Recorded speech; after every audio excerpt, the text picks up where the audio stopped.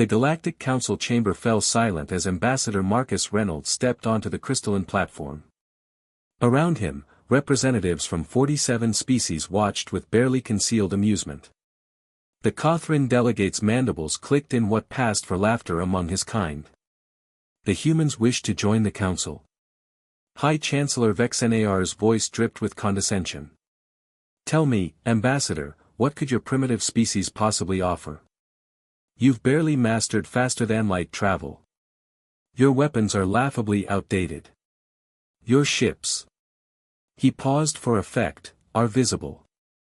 A ripple of chittering and hissing laughter spread through the chamber.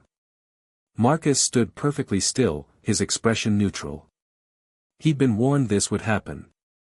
Earth had been studying the galactic community for 3 years since first contact, and the pattern was clear: humanity was considered the galaxy's newest joke. We may be new, Marcus replied calmly, but we learn quickly. Learn? The Draxian War Master, General Kratok, leaned forward, his scaled face twisting into a sneer. You couldn't learn our technology in 1,000 years. Do you know how long it took my people to develop phase shift shielding? 12 centuries. Your species has had the plans for 3 years and still flies around in those clumsy metal boxes.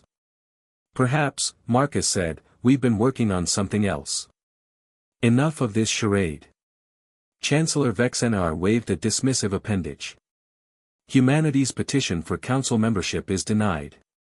You lack the technological sophistication, the military capability, and frankly, the respect of this assembly. Return to your little blue world and come back in a few centuries when you've actually achieved something noteworthy.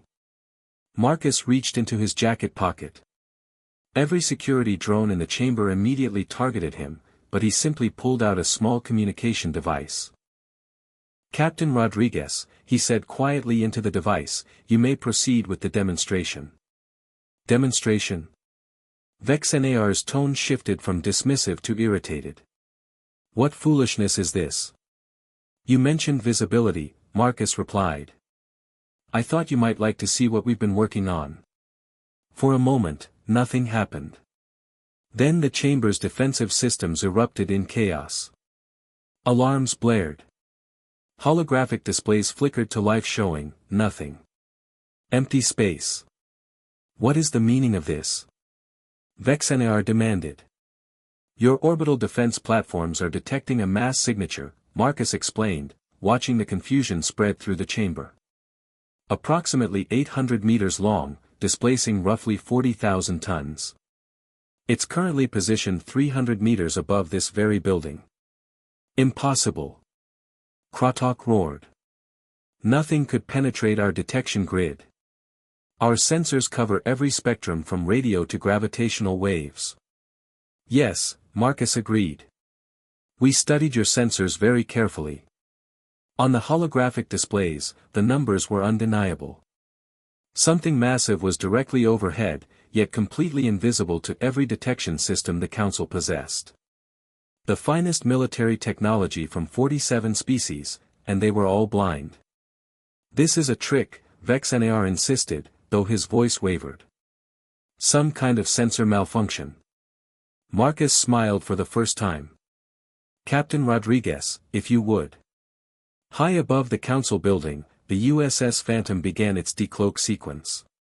It didn't shimmer into view gradually or fade in like some cheap theatrical effect. One moment there was empty sky, and the next, a massive warship hung in the air like a dark promise. The ship was unlike anything the galaxy had seen. Its hull was a matte black that seemed to absorb light rather than reflect it. Angular and aggressive, it bristled with weapons systems that even the most experienced military minds in the chamber couldn't identify. But it was the complete and utter failure of their sensors that truly terrified them. How? Kratok whispered, his bravado evaporating. You assume we tried to copy your technology, Marcus explained. We didn't. Humans have a saying, if you can't win by their rules, change the game. While you were perfecting energy shields and phase shifting, we were studying something much older. Something most advanced species forgot about centuries ago. What? Vexenar's voice was barely audible. Silence, Marcus said simply. Not just radar silence or thermal dampening. Complete and total absence. No energy signature, no gravitational distortion, no quantum fluctuation. Your sensors are looking for sophisticated signals to detect. The Phantom doesn't give off any signals at all. It's not invisible, it's undetectable. There's a difference. He let that sink in for a moment before continuing. We've had 3 of these ships operational for 18 months. They've been present at every Council military exercise, every classified strategic meeting, every secret weapons test. The Phantom has been parked in orbit above this very building for the last 4 weeks. You never knew. The implications hit the chamber like a shockwave. If humans could do this, if they could move undetected through space that the Council considered absolutely secure, then every military secret, every strategic advantage, every defensive position was potentially compromised. This is blackmail, Vexenar accused, though his voice lacked conviction. No, Marcus corrected.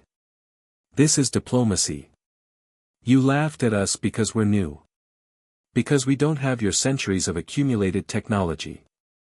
But we have something you've forgotten in your comfortable superiority, creativity born of necessity. We're not asking to join your council because we need your protection. We're asking because we believe in cooperation over conflict.